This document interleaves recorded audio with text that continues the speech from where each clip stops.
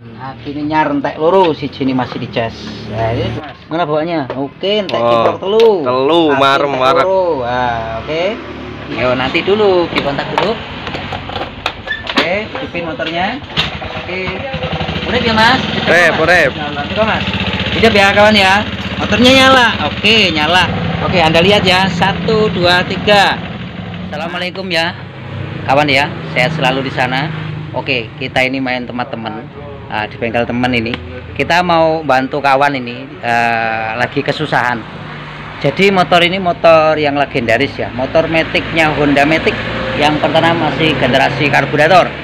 Ini Honda Beat karburator yang dikeluhkan oleh masnya, yaitu motor ini satu apa mas?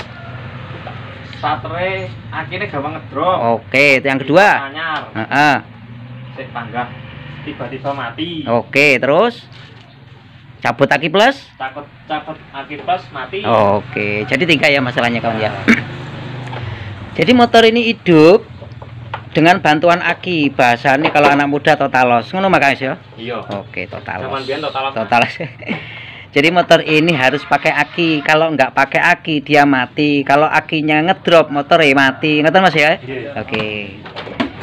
Nah, motor ini memang harus pakai aki untuk pengapiannya biar lebih stabil ya. Tapi artinya dalam kondisi aki ngedrop pun motor ini masih bisa nyala kok dengan bantuan di engkol. Nah, tapi kenapa pertanyaan besar kita motor ini kalau dicabut aki mati? Ya, padahal nggak boleh kan gitu. Orangnya sudah habis aki 2. Kemudian beli kiprok sudah 3. Nah, tapi belum juga kunjung menyelesaikan masalah.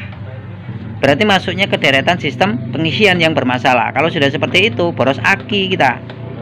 Aki beli baru, ada stromnya, dipasang normal, nanti ngedrop lagi. Tidak ada arus yang masuk.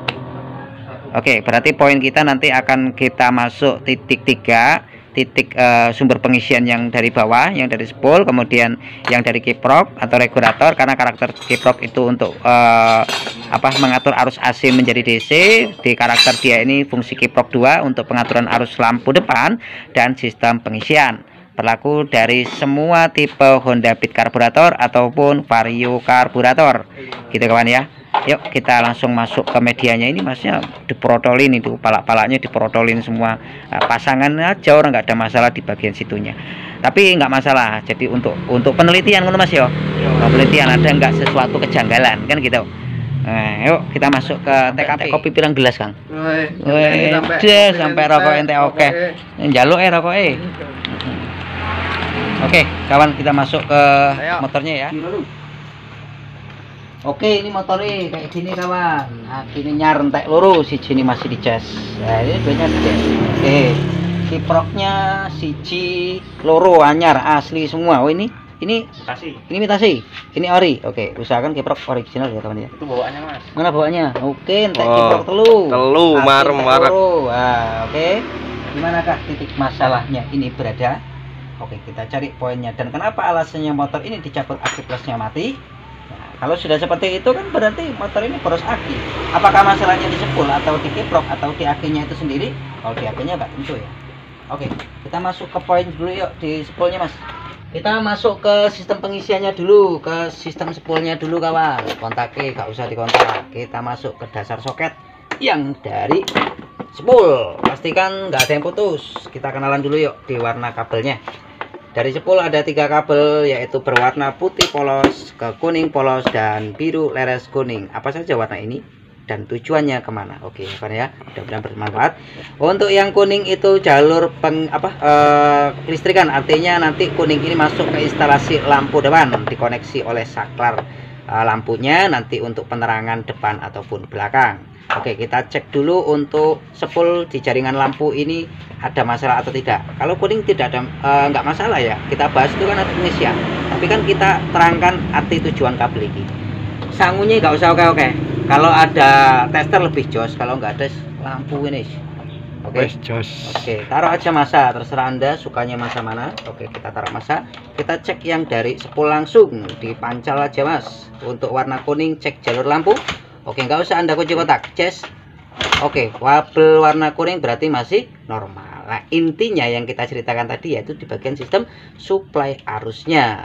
Ada di posisi kabel putih. Kita cek dulu kabel putih ini kabel pengisian kawan. Oke, pengisiannya bagaimana? Jos. Oke ya, berarti nggak putus. Kalau kabel putih ini tidak seperti ini kok nggak nyala engkol mas. Nah, berarti kita pecahkan dulu di manakah titik masalahnya dia. Biasanya putus di tengah jalan kejepit soket-soket ini loh. Nah, tapi ini masih nyala untuk kabel warna putih, kabel warna kuning masih jos gitu kawan ya.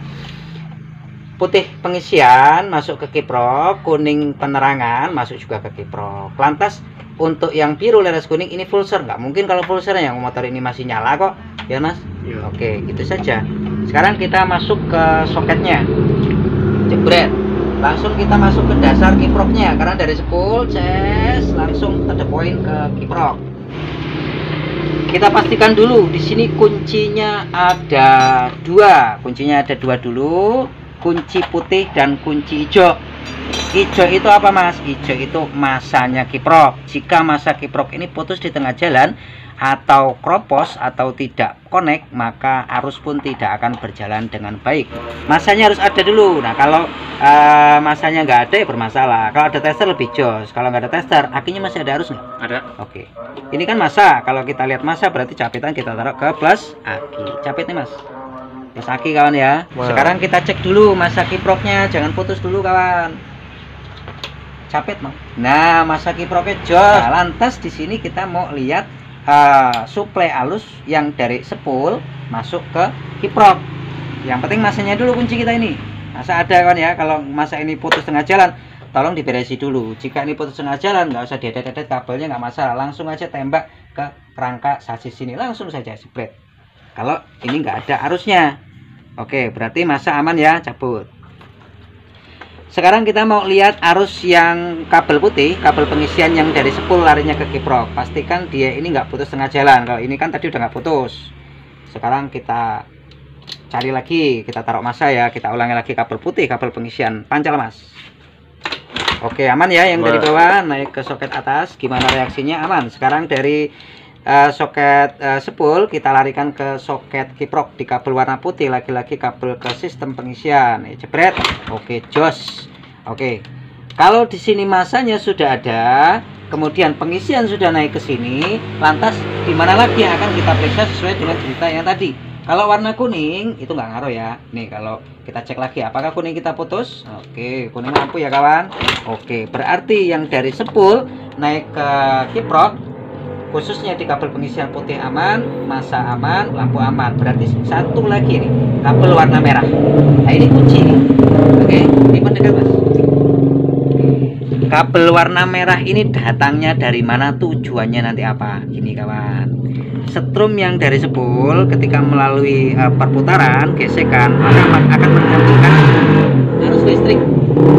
Setelah itu akan masuk inputnya kabel warna putih. Ini masih input arus dari spool, masih berupa AC. Dari putih nanti akan dikeluarkan ke kabel merah. Kalau sudah lewat kabel merah ini berarti nanti ini sudah berubah menjadi arus DC. Kabel merah ini masuknya ke aki plus melalui sikring main atau sikring utama 15 ampere. Di sini mas, sikring mas. Nah di sini sikringnya ada dua kawan, kita kenalan dulu. Di sini ada sikring sub, sikring pendukung. Di sini ada sikring main, sikring utama. Nah kita ambil sikring utama dulu, sikring kabel warna merah-merah. Nanti ini bahasnya, merah-merah ini kemana toh arahnya, gini. Dari kabel merah ini, jebret, nanti akan masuk ke sikring main 1. Kemudian akan dikeluarkan dari sikringnya menuju ke aki plus, jebret. Kemudian kabel warna merah ini nanti juga di tengah sini akan disuntikkan 1 seret masuk ke kontak. Jebret. Paham orang sampean? Paham ya? Paham. Yo nanti dulu kita tes dulu, praktekkan dulu sesuai dengan cerita tadi biar real. Tak pasang kiprok, terpasang kenceng. Harga kiprok sing ndi iki? Kasing. Sing anyar. Anyar wae sing iki. Sing anyar sing asli. Heeh. Itu 23 ini bawaan motor. Ini yang cekat apa? Palsu. Ini yang ori ya. Ini tak pasangi dulu akinya. Ini cekeli wae wis. Nah, iki kawan yo sampean dolek ngono ra nyetrum. Nah, Kayak starter toh, ngedrop aki nih ya. Ngedrop. Dipancal aja, dikontak dulu. Oke, hidupin motornya. Oke. Udah ya Mas. Rep. Coba Mas. Hidup ya kawan ya. Motornya nyala. Oke, nyala. Prosedurnya motor ini tanpa aki masih bisa nyala, pakai aki lebih jos lagi. Nah, aki untuk satu pengimbang pengapian, kedua untuk sistem penyetabil sistem kelistrikan. Nah, ini akinya terpasang ya kawan ya. Nah, strumnya ini aki nih. Ya, strum akinya ini nggak ketang tier-tier wes. Oke. Tapi kenapa motor ini dicabut aki plusnya mati? Oke, Anda lihat ya. 1 2 3. Mati. Kontak reel iki terpasang iki. Nah, gitu aja sama lihatnya di situ aja. Jadi kontak posisi seperti ini biar nanti dikira dimatiin, ya kan? Oke, kita pasang lagi nih. Oke. Ini kabel tesnya tak cantolin aja di pojok sini. Oke. Seharusnya tanda lampu saya ini nggak mati ketika saya cabut aki. Kalau lampu ini mati ketika aki saya cabut, berarti tidak ada arus yang masuk ke aki. Alhasil motor ini hanya mengandalkan aki saja. Nah, aki instrumenta ya motor yang mati. Nah, Anda katek nih, kontaki lampu nih, aki tak cabut. Sudah siap? Ya. Oke, segera saya angkat. Mati. Nah, di mana posisinya? Masalahnya, artinya motor ini tidak ada suplai arus dari kiprok. Ketika akinya dilepas, motornya mati. Kenapa? Kita ulangi lagi, kabel warna putih, nggak usah dikontak. Bret, ada ya. Nah, apakah dari putih mau keluar ke merah? Oke, aman ya. Mau keluar ke merah ya. Nah, dari merah ini apakah dia mau masuk ke sikring 15 ampere? Set. Ke sini kawan. Tanpa aki. Kita cek. Nggak usah kunci kotak. Oh, nggak ada strumi. Nggak masuk ke sini. Apalagi ke sini. Apalagi dia ke sini ya nggak masuk. Tuh, real ya. Loh, kan dari sini yang dari sini kan putih, inputnya AC ada, outputnya DC ada. Dari sini nanti ditembak lagi setrum, seret, masuk ke kunci kotak 1, masuk ke aki plus 1. Ayo Bret. Nah, renek strumi dari aki plus dia melewati pengaman sikring. Oke, real ya. Kabel ini ada kemungkinan merah putus di tengah jalan, maka arus tidak akan masuk ke bagian kontak dan tidak akan masuk ke bagian aki, tapi dia masih bisa untuk sistem menghidupkan suatu engine dengan bantuan arus aki saja. Oke, sekarang lebih akuratnya lagi kita buktikan lagi. Ini akinya ada instrumen tier, nggak apa-apa ya. Nah, kabel warna merah nih, kabel warna merah plus aki. Nah, masuk sikring, main, ada, turun, tidak ada. Berarti reel kabel merah ini ada kemungkinan putus di tengah jalan antara sambungan gap penjepit sini sampai sini, antara segitiga sini, pasti. Nah, kalau Anda nggak mau ngedel-ngedel kabel, gimana caranya? Gini, dari kiprok warna merah ini nanti dari sini naik, berhenti di sini. Dari sini ada cawang lagi dua, satu ke kontak, gitu, satu ke sikring. Ya sudah, Anda langsung masukkan saja dari sikring sini, tembak ke sini langsung. Atau mau Anda sudet. Nah, gini kita contohkan.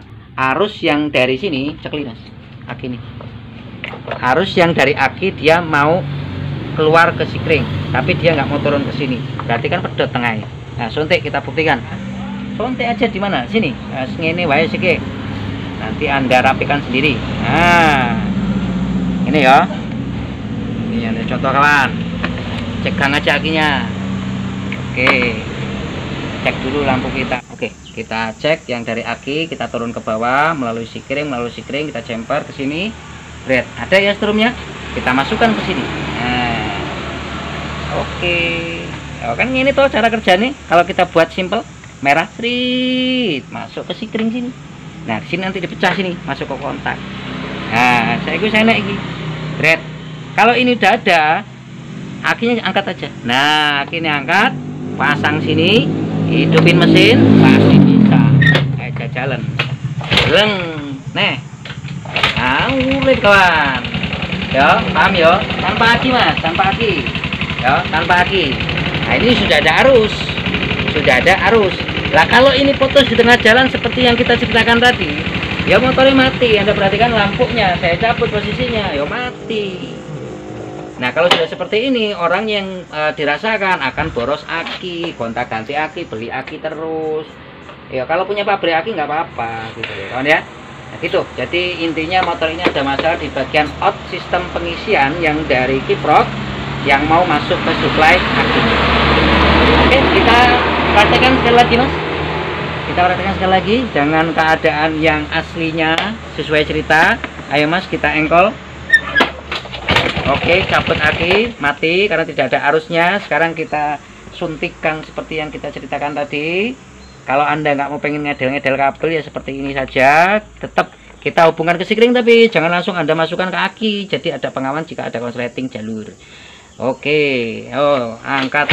Oke, dos dan dos. Nah, pengisian sudah bisa masuk ke aki. Berapa sistem pengisiannya? Dia tipe menurun ya. Kalau ada tester gunakan skala 20 volt DC. Itu Anda tester ketika dia langsam arusnya dengan satuan DC ya. Harusnya dari 7 sampai 9. Nanti kalau kita gas satu turun maksimal menjadi 4 volt berarti normal. Jangan tipe naik. Kalau kiprok yang tipe naik biasanya kiprok KW. Oke kawan, seperti ini bisa dilihat mas dari sini atasnya. Bisa dilihat posisinya. Jika Anda pengen nyambungkan nyonteknya di sini. Oke, kalau ibaratnya pengen akurat lagi, Anda penasaran di mana titik putusnya, Anda edel aja sini. Daerah segitiga pembatas antara sini sampai sini ini ada yang putus tengah jalan. Apakah dia tersipit sini? Bisa jadi kemungkinan. Oke, sekarang kalau reaksi ini kabel saya lepas, maka lampu saya akan mati, engine akan mati. Kita coba. Nah, gitu kawan. Wes berapa nih? Oke kawan ya, gitu informasinya. Jadi ada masalah di bagian sistem pengisiannya. Dia ini tipenya tipe DC, tapi bukan yang full wave, dia masih half wave. Dia tetap pengapian mengandalkan kiprok dan juga pengimbang dibantu oleh aki, tapi motor ini tanpa aki masih bisa nyala, tapi diengkol. Starter ya pengen bisa starter ya gunakan aki. Tapi kalau udah seperti ini boros aki tuh 1, 2 kiprok telu, koleksinya banyak. Nah, ini dicari sini aja kalau Anda penasaran mas, atau mau disuntik. Oke, gitu saja informasinya kawan-kawan ya untuk belajar pemeriksaannya. Jika ada kasus yang seperti ini diperiksa dulu poin 3. Satu, periksa dulu dari jantung bawah spoolnya. Harus ada strumnya dulu. Kalau sudah ada strumnya itu naiknya ke kiprok. Jika di spool belum ada strumnya diberesin dulu sih daerah spoolnya. Dari spool sudah aman, kita naik kiprok. Kiprok ada kuncinya, pastikan masa aman. Kemudian pengisian putihnya aman. Dari putih nanti outnya ke merah. Merah sudah DC, masuknya ke sikring nanti di jumper 3 posisi seperti kita ceritakan tadi. Oke gitu, mudah-mudahan sedikit ini bisa bermanfaat untuk rekan-rekan dimanapun Anda berada. Ada kurang dan lebihnya mohon maaf. Terima kasih, sampai ketemu di video selanjutnya. Bye bye, see you next time. Wis mas rampung, wis garek bayaran.